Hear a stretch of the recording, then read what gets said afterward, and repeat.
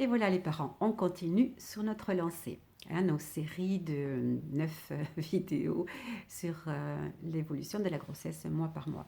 Comme d'habitude, je vous rappelle que sous la vidéo, vous avez le lien qui vous permet d'accéder aux 4 vidéos gratuites de préparation à l'accouchement. Voilà. Bon, alors, le 6e mois de grossesse, donc 5 mois pleins et quelques jours, quelques semaines. Voilà, bébé, bah, sa tête est complètement formée, ça c'est bien. Il y a de plus en plus, il fait de plus en plus de mouvements, il bouge donc beaucoup jusqu'à parfois occasionner un inconfort pour la maman. Les symptômes concernant le côté physique, les symptômes physiques, eh bien les vergetures, ah oui, elles apparaissent. Si elles n'ont pas apparu avant, c'est souvent à ce stade-là qu'elles apparaissent. Donc c'est ces espèces de tirements importants de la peau qui donnent comme des cicatrices rosées, hein, c'est quand la peau qui craque en fait.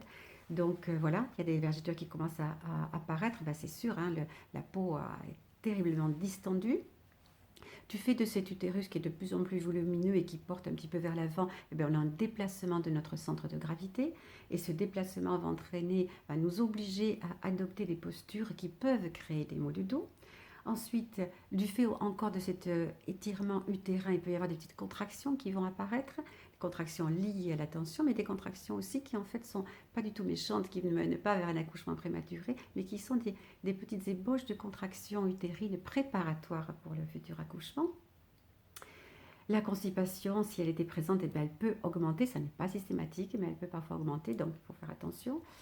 Évidemment qu'il va y avoir, on l'a dit tout à l'heure, parfois, lorsqu'on a des bébés très très très actifs, la maman s'en plaint et elle est très perturbée autant dans la journée que la nuit, parce qu'il y a des bébés qui bougent beaucoup la nuit aussi. Ouais, mais voilà, il va falloir essayer de trouver des positions qui le calment, bon, etc. Les seins, les mamelons peuvent être douloureux, il était à d'autres périodes, et là de nouveau ils peuvent recommencer à être un petit peu douloureux. Évidemment, toujours pour des questions mécaniques, la pression de bébé sur l'estomac et sur l'œsophage et sur la petite soupape qui fait la fermeture entre l'estomac et l'œsophage va faire que cette soupape se soulève et on a des brûlures d'estomac, on en a déjà parlé. Et puis aussi un besoin très fréquent de faire pipi, plus du tout lié à l'imprégnation hormonale comme c'était le cas au tout début de la grossesse, mais là encore c'est mécanique, le poids du bébé est maintenant conséquent, il vient appuyer sur la vessie et déclenche l'envie de faire pipi alors que la quantité d'urine est parfois ridicule dans la vessie et vous vous levez pour 3 gouttes. Ben oui, c'est comme ça, hein, il faut faire avec, on n'y peut pas grand chose là, c'est vraiment mécanique. Les symptômes émotionnels, eh bien, c'est que malgré tous ces petits inconvénients que je viens de vous décrire, il y a quand même un sacré mieux-être. D'abord parce qu'on avance dans la grossesse, parce qu'on le sent de plus en plus présent, ce bébé, grâce à ses mouvements, parce qu'il commence à répondre un petit peu lorsqu'on pose les mains sur le ventre. Et voilà, ça nous permet d'établir un lien avec ce bébé, un lien qui fait qu'on s'investit de plus en plus dans cette grossesse. C'est bien, c'est comme ça que les choses évoluent tout doucement. Et puis ça nous permet de supporter tous les petits inconvénients dont je viens de parler.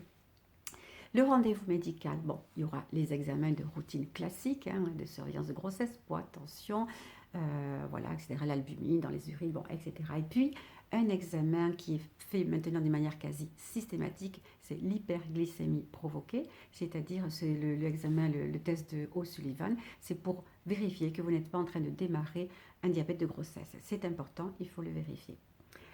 Et puis, les conseils. Alors, les conseils que je peux vous donner. D'abord, pensez à bien hydrater votre peau, qui peut toujours vous démanger. Et de toute façon, même s'il n'y avait pas de démangeaison, il faut hydrater. Ça ne va pas vous empêcher d'avoir des vergetures, mais ça ne peut faire que du bien de toute façon. Il faut éviter d'avoir des stations debout trop longues, hein, à cause des œdèmes, surtout à cause des œdèmes.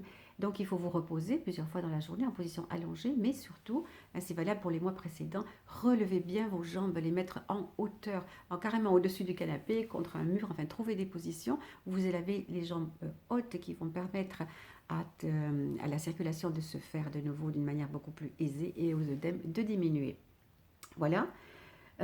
Gardez toujours une petite activité physique modérée. C'est ce que vous souhaitez faire, la natation, la marche, le yoga, le tai chi, le qigong, voilà, je ne sais pas ce que vous souhaitez faire, ce que vous aimez, le pilate hein, aussi.